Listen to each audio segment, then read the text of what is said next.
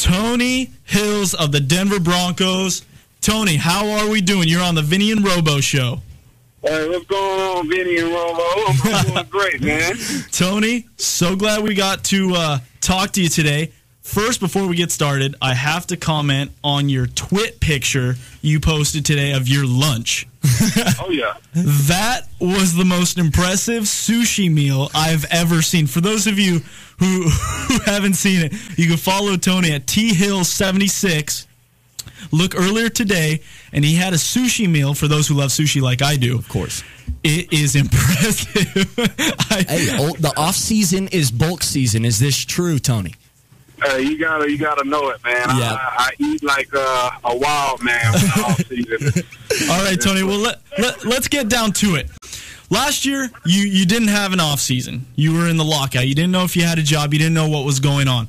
This year, talk us through what the process has been like since your last game up until now. Free agency coming up. Just absolute pandemonium going on in the NFL world.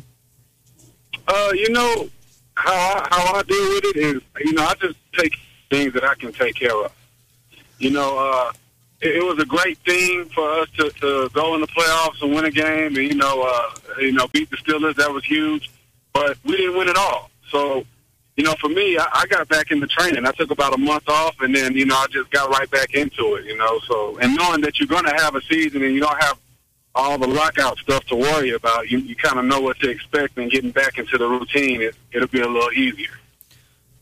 Now, Tony, I know we're in a tough situation. We have a very large contingent of listeners out in Denver right now. And so, obviously, as you know, there's a lot going on in the Mile High City, what with Peyton Manning coming to town for a weekend and whining and dining with John Elway and John Fox. So can you just give a little locker room insight of what you think of the idea of Peyton Manning coming to the Denver Broncos?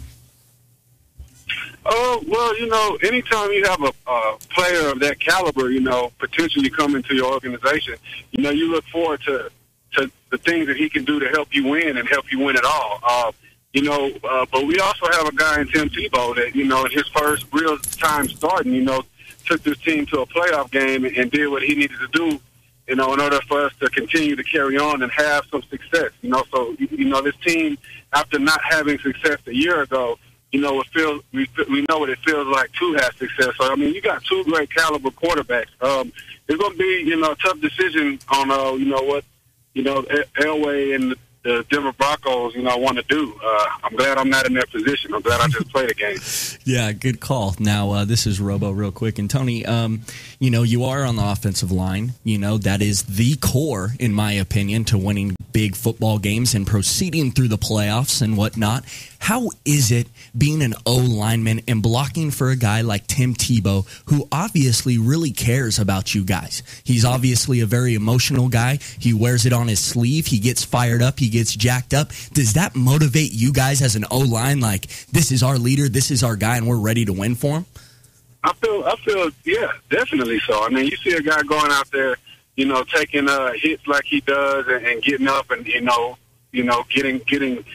very passionate and emotional about it. And, his big thing is the fourth quarter. When you got a guy like that, in those shining moments, he always seems to come through. How can you not go out there and give your all for somebody that's going, giving his all for you? So, you're definitely inspired, and you definitely want to go out there and make sure that you do everything in your power to, to keep him clean and to protect him so he's able to do his job.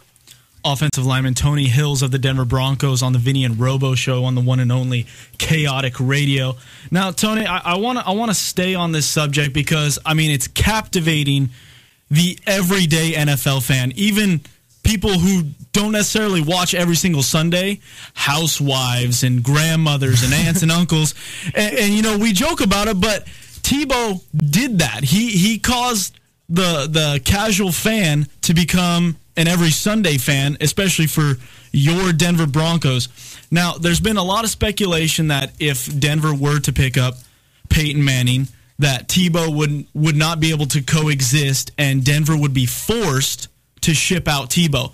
Now, you're one of 50 or 60 people in that facility that know better than anybody that can speculate, any of the insiders, any of us sportscasters here talking today. What can you say about the relationship Tim Tebow could have with Peyton Manning? Meaning, do you see Tim Tebow pulling a Jay Cutler and asking for a trade and out of Denver because he doesn't feel wanted? Well, that's tough, and to be perfectly honest with you, I feel like only Tebow could answer that question.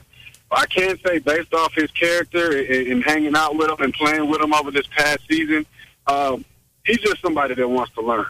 He's somebody that wants to win, and he's somebody that wants to learn. And I think that if Peyton came, I feel like they would be able to coexist, and I feel like he would do everything in his power to learn the tricks of the trade. I mean, there again, it's just like I said, when you have a Hall of Fame quarterback, sitting right there, that's tangible, somebody that you can, pick up things off of, you can ask questions or just see how they work. I mean, that's a great thing, especially in this league when you're always talking about guys trying to get better. You have a little motto, either you getting better or you're getting worse. You never stay the same. So I feel like based off of how he is, his character, I feel like he would be able to coexist. But like I said, you'd have to ask him, the competitor in him.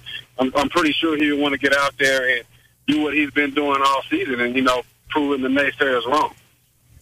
No, that great point there, Tony. And now you are a Super Bowl champion, and you used to play for the former Pittsburgh Steelers, if I am correct. And I just want to know, what was that like to go into Wild Card weekend at home in Mile High City, knocking off the Pittsburgh Steelers, who everyone and their mother had penciled in for at least possibly AFC title game, and you guys were able to knock them off? What type of experience from Pittsburgh did you carry over to the Denver Broncos, and what was your role in terms of letting the younger players on that team who haven't had that experience to try to accomplish at least one victory, because that's what it takes, baby steps?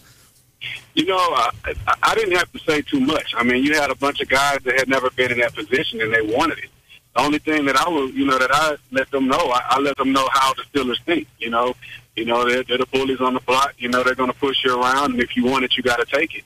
And fortunately for us that night in that game, we wanted it more than they did, and it was a great feeling. It was electric. Like you said, I came from there, and being cut from there, and then being able to see them again in the playoffs, and being a part of the team, being a part of the game to knock them out of the playoffs. I mean, to me, that was.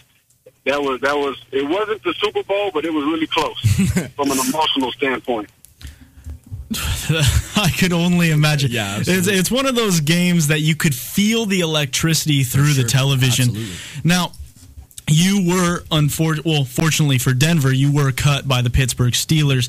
Talk about what most players right now are going through with the uncertainty. I mean, Eric Winston, right tackle All-Pro of the Houston Texans, just got released today.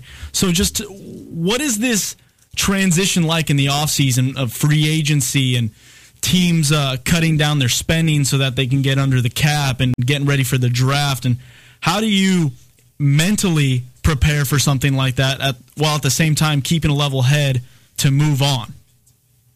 Well, I know for me, I just knew that I can play in this league. And I felt like I've done, enough that some team would be able to see that, I'm capable of playing in this league at a high level. All that other stuff, man, you can't control that. It's going to happen. It's just part of the business. I feel like the guys that worry about that stuff, are usually the ones that get left behind. I just find myself working until my number is called. And that's just been, pretty much my life's motto. Hard work always overcomes any, negative situation. And, fortunately for me, I was cut. Unfortunately for me, I was cut from Pittsburgh, but fortunately enough, I was picked up by Denver. And, it's a great city. I love the fans, and I just look forward to going out there and proving, Mr. Bowen and Mr. Elway right that, they made a good decision by picking me up, going out there doing what I need to do and playing with an aggression that, that's never been seen before. Tony, I know you're a Texas Longhorn, So with hook 'em horns. So with the big dance coming up later in the week, what can we expect out of your Longhorns? I know they're a young team, and they're a little inconsistent. But just like on Sunday, any given day they could come out and clicking on all cylinders. So of course I'm gonna be biased and tell you they're gonna win the whole thing. That's right. So that's your pick. The Longhorns are your pick. Oh yeah, you already know. I'm riding with them now. I'm riding with them. But I wish them success, and hopefully they can go all the way and make it happen. It's been close. They've been close. It's just hard to keep players nowadays, man. I mean, guys come in and they ball out for a year, and the next thing I know, they're playing in the NBA. I'm like, golly. Maybe they need to get some rules like in the NFL. Right? They just keep leaving. I never knock anybody hustle, so if they're good enough to go, then by all means, go ahead and make it happen. Tony Hills, offensive lineman for the Denver Broncos. Tony, Cassius, your boy Cassius Vaughn, who recommended we reach out to you, see if we could get you on the show, said what a great guy you'd be to talk to, and he was not wrong. So we thank you so much for coming on the Vinny and Robo show. We hope to hopefully hear from you during OTAs. Let us know how everything's going with that, and the best of luck this season, and hope to hear from you soon. I appreciate it. Thanks for having me. Thanks a lot, Tony.